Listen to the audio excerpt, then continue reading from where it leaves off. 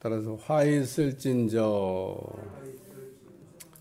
예수님께서 지금 바리새인의 초대를 받고 가셔서 하신 말씀인데, 율법 교사가 듣기에 모욕적인 얘기를 한다. 우리를 왜 모욕하십니까? 라고 이야기할 때 또 우리 주님께서 이 율법 교사에게 주셨던 말씀입니다. 이스라엘 백성들은 바벨론 포로 이전에는 그렇게 율법을 열심히 지키지 않았습니다. 율법을 하나에 주셨는데, 율법이란 게 있다, 그렇게 그냥 생각하고 살았지. 우리도 사실 대한민국에 법이 있지만 법 생각하고 사는 사람들 어디 있어요? 그냥 사는 거지. 법이 뭔지 물어보면 나는 헌법 1조 1항도 모르겠어요. 그거를 헌법 1조 1항이 보다.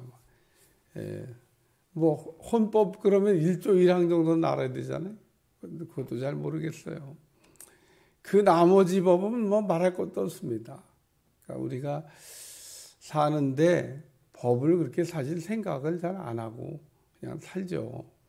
이스라엘 백성들도 그렇지 않았을까 그런 생각이 듭니다. 그런데 바벨론 포로 이후에 율법에 대해서 대단히 큰 관심을 갖게 됐습니다.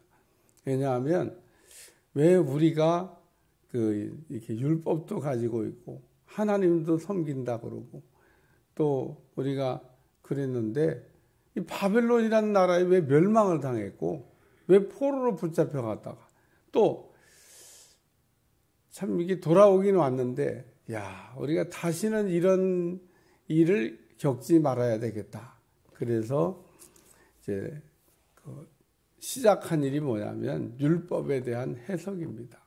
서기관들은 율법을 해석하고, 여기 율법 교사, 율법 가르치는 선생님이죠. 서기관들이 율법을 해석하면 그 다음에 율법 교사들은 율법을 가르치고, 그러면 또 학생이 있어야 되잖아요. 예수님 당시에 다 바리새인은 아니고 약 6천 명가량 있었을 거로 추정하는데 학생들이 한 6천 명이 있었습니다. 철저하게 율법을 지키고 살기로 이제 결심한 사람들. 대단한 거죠. 한 10명만 나와도 100명만 있어도 괜찮은데 예수님 당시에 철저하게 율법을 지키고 살기로 결심했던 사람들이 바리새인 6천 명입니다. 율법을 이렇게 서기관들이 해석하면 그래 맞아, 그런 법이 있지 그리고 그냥 사람들이 사는데 그 율법을 해석하면 어려서부터 철저하게 지키면서 이렇게 살려고 하는 사람들 쳐다보면 우와 그럴 거 아니에요. 자기들은 못 지키지만 바리새인들 보면 기도도 하루에 3번씩 꼬박꼬박 하지. 11조는 세상에 어제 얘기한 대로 박하, 문양, 채소할 거 없이 그 작은 것까지도 그런 거는 안 드려도 되지 그런 11조까지 드려. 그런데 그게 아주 조그만 11조도 안 떼먹고 드린다 그러지 따라갈 수가 없습니다. 내 거리에 가보면 그냥 옷수를 크게 하고 손 탁 들고 하루 종일 기도하고 있는 사람들이 있는데 보니까 바리새인이야. 그러니까 자기들은 도저히 그 바리새인들의 신앙의 열심을 따라갈 수가 없습니다. 열심이 특심이고 정말 철저하게, 그냥 철저하게. 그런 또 학생들을 또 가르치니까 저도 학생 중에 그런 바리새인 같은 학생들이 가르치면은 신날 것 같아요. 학생도 열심히 있어야지. 이거 가르쳐도 배울 생각도 안 하고 아무리 좋은 걸 얘기해도 그래요.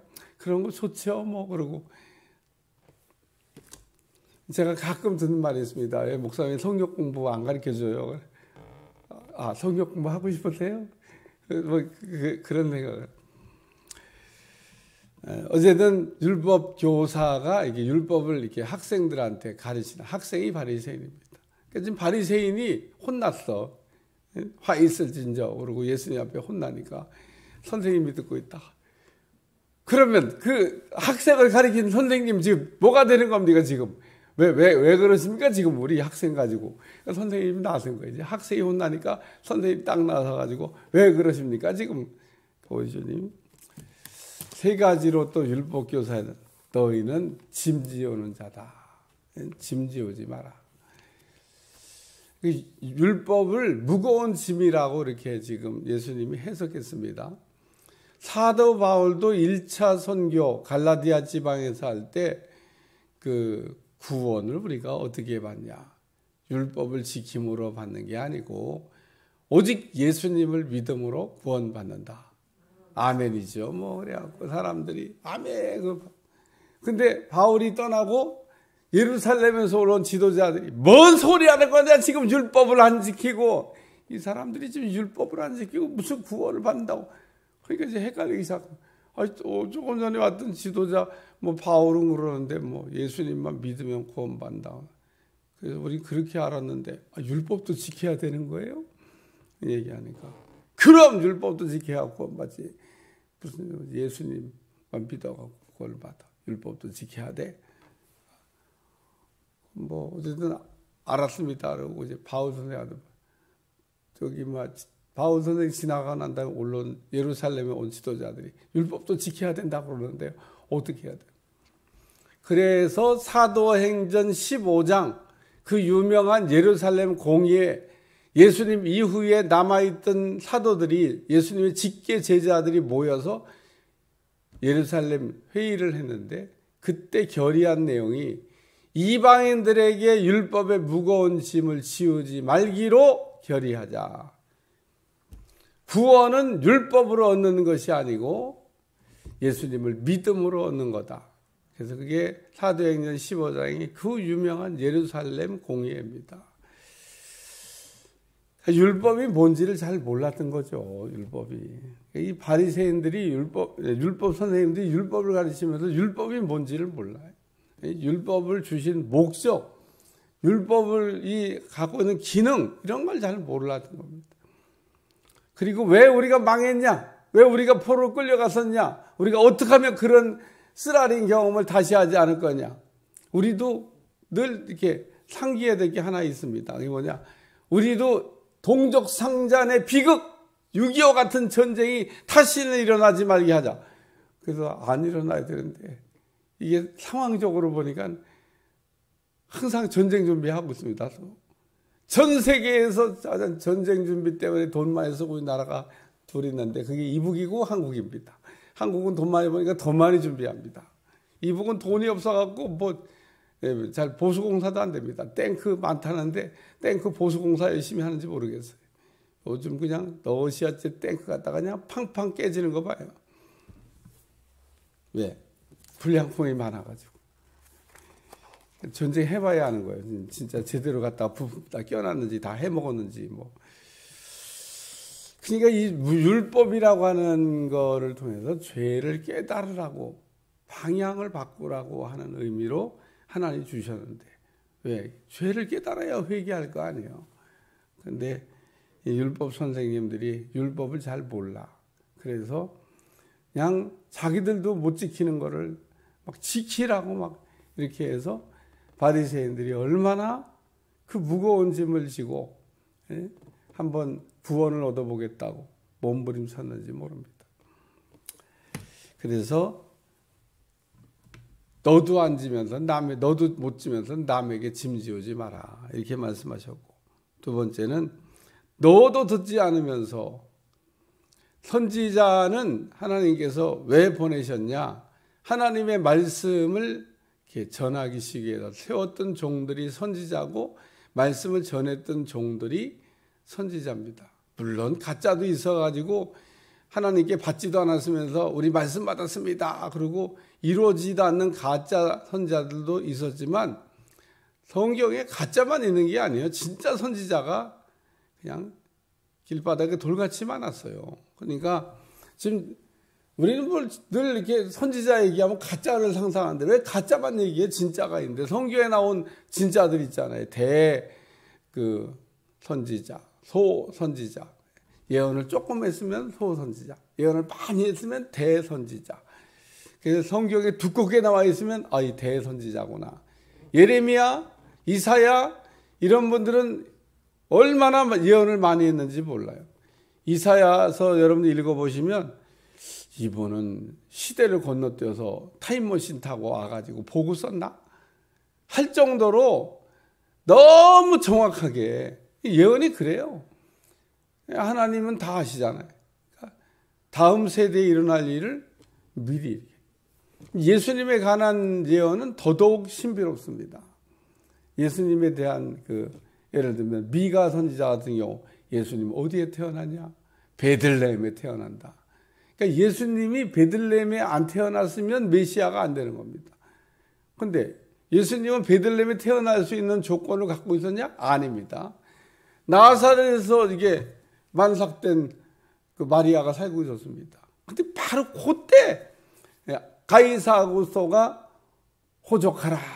그래갖고 뭐 천하로 호적하라는데 고향 다 가야 되는데 그게 요셉과 마리아가 그런 일 아니면 안 갔을 텐데 어쩔 수 없이 그냥 자기 고향 베들레헴 갔는데 마침 거기서 아이를 낳았다. 그래서 하나님의 그 예언이 성취됐다. 마태복음 읽어보면요. 예언이 이렇게 되어져 있었는데 이렇게 이루어졌다. 예언이 이렇게 되어 있었는데 이렇게 그게 막 수도 없이 나옵니다. 아니 뭐 한두 개 어떻게 뭐 맞췄다 그러면 좋지만 우리 하나님은 선지자를 통하여 하신 말씀을 하나도 빠짐없이 전부 다 이루셨다는 겁니다. 그래서 하나님의 말씀이 참 이게 귀하기도 하고 놀랍기도 하고 아멘으로 받아야 될 말씀이기도 하고 살아있는 말씀이기도 하고 선지자가 이렇게 말씀을 하는데 그럼 하나님의 말씀으로 들어야 되잖아요. 왜? 선지자가 말하는 거니까. 안 듣습니다. 선지자가 말하는데도 그러니까 선지자는 하나님을 대신해서 말하는 사람들인데 말을 안 들어요. 오늘날 강단에 서서 설교하는 주의 종들은 두 가지 기능을 다합니다. 하나는 선지자, 하나는 제사자. 그러니까 선지자적인 기능을 가지고 말씀을 이렇게 하나님이 말씀을 지금 선포하고 있는 겁니다. 왜 너희는 선지자의 말을 안 듣냐? 그러면 여러분도 말씀을 잘 들어야 되겠구나. 세 번째는 길을 막았다고 얘기하고 있습니다. 아니 저가 못 들어가면 남이라도 들어가게 해야 되잖아요. 여기 너희도 들어가지 않고 또 들어가는 자 하는 자도 막았느니라. 길 막는 사람이란 뜻입니다. 왜 저가 못 들어가면 남이라도 들어가게 해야 되잖아요. 나 못 들어가는데 너도 못 들어가자. 나도 죽고 너도 죽자. 마귀의 특징입니다. 뭘 나도 죽고 너도 죽어요. 나는 죽어도 너는 살자. 그게 예수님의 정신입니다. 예수님은 나는 죽어도 너희는 살아야 된다. 나 죽고 너 죽자. 너는 죽고 나는 살자. 아주 이거는 뭐 못돼도 보통 못된 인간이 아닙니다. 너는 죽고 나는 살자. 상대방은 죽이고 자기는 살라고 하는 사람. 너 죽고 나 죽고. 근데 너는 살고 나는 죽자. 이게 예수님입니다. 오늘 길 막는 자가 돼서는 안 되겠습니다. 보면 내가 구원 못 받으면 당신이라도 구원 받으라고 떠밀어야 되는데 나도 죽는데 뭐 너도 죽어야지. 이거로 같이 죽자 이러면 예수님은 자신을 십자가에서 희생함으로 우리 모두를 살렸다. 율법 교사가 왜 우리를 이렇게 모욕하십니까? 우리가 그래도 나름 잘 살고 있는 사람들인데 이만하면 됐지. 얼마나 더 우리가 하나님 뜻대로 삽니까? 잘 살고 있는 거 아닙니까? 그러니까 아니야. 화 있을진저 너희에게는 화가 미칠 것이다. 요한계시록에 보면 독수리가 날며 화가 온다. 그런 말씀을 제가 전했잖아요. 오늘 우리에게는 화가 미치면 안 됩니다. 축복이 미쳐야지. 오늘 하나님을 우리가 잘 섬길 때 하나님께서 그와 같은 사람에게는 놀라운 은혜와 축복을 주실 줄로 믿습니다. 기도하겠습니다. 하나님, 오늘도 우리가 말씀을 듣고 이 바리새인 율법 교사들같이 되지 않게 도와주시고 남에게 침지우고 자기도 듣지 않고 남의 길도 막는 사람들 되지 않게 도와주시며 참으로 남의 침을 대신 지는 자, 말씀 잘 듣는 자, 또 남을 들어가게 하는 자 되게 하여 주옵소서. 예수님의 이름으로 간절히 기도하옵나이다. 아멘.